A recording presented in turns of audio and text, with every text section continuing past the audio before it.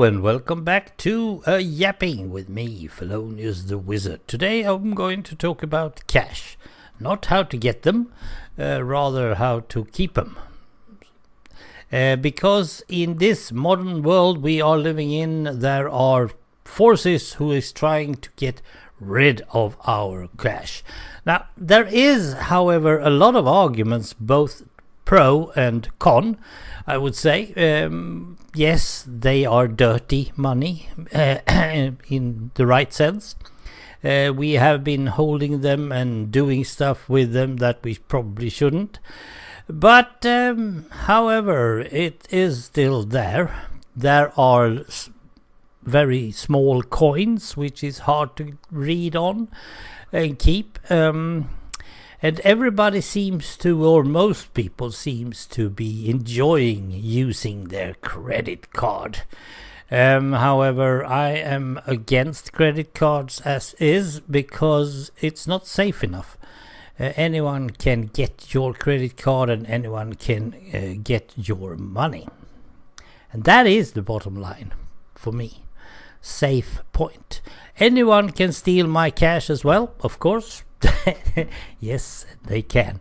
But I have more control over how much money I really own, which I don't do at all while I do in the credit card stuff. I have tried. I have a budget that is like 700 crowns a week for, well, the most things. Food mainly, and then I also have put aside for all the bills, and I have also put aside for petrol. Of course, I need gas to get from to and from the work. And when I know that I only have 700 bucks, Swedish bucks, I have control over how much I really am able to go around and shop.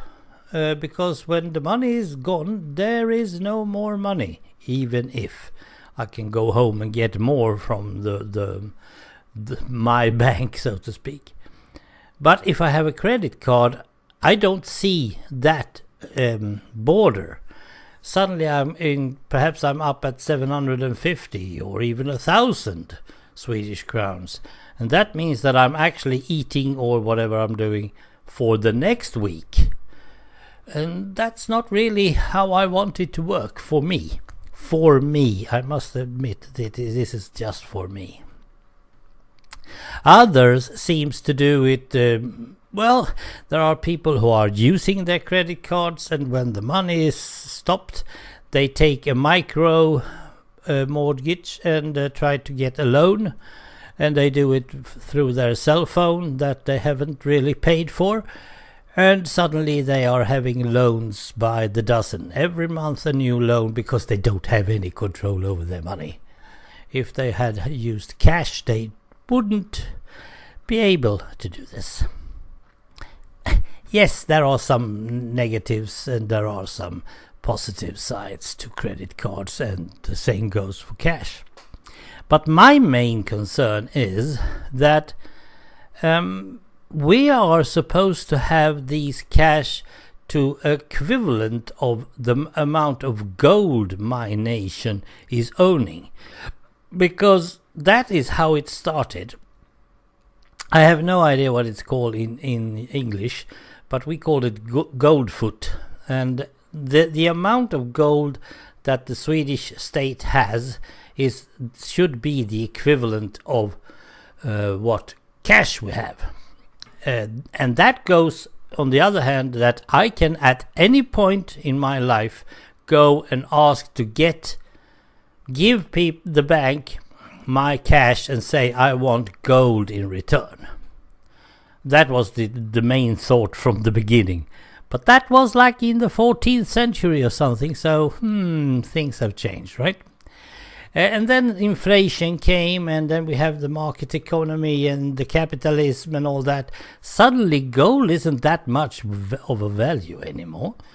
And that means that the cash we have is not equivalent of the gold we have.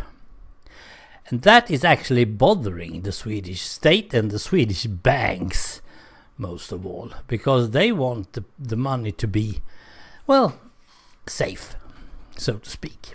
So if there isn't any cash, no one can go and ask how much gold we have.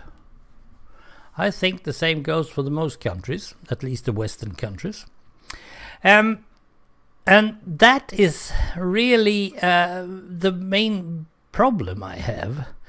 They can tamper with our cash flow and our cash system in any way they want, because they know that no one can control the gold. And if they can remove all the cash from the Swedish country, then the gold is actually out of value totally. And that means that banks can start buying up the gold and having it as their reserves, not the state's reserves, and so on. Both good, both bad. I want to keep the cash as long as the credit cards aren't safe. That's my personal problem. But I can also see that older people haven't got that cash thing under control, but that's the only thing they have. They don't have a credit card, they don't understand electronics, they can't pay their bills on the computer. There are a lot of things that are not up to speed for them, or should I say they are not up to speed for the society. And that also is a bother. I heard that 10% of the Swedish people, the population, has no internet connection, has no internet habits, don't use the internet at all. So how do they pay their bills, among other things? How do they get their news? Well, there's still papers, there's still TV, but they still can go to the shop and get their milk and their meatballs because they have cash. If they get to them, you have to go to an ATM, of course, and get them out. But still, there is. And if you remove the cash, you're actually removing the lifeline of many, many elders. And that is also a bit of a problem. I wonder how it looks in other countries.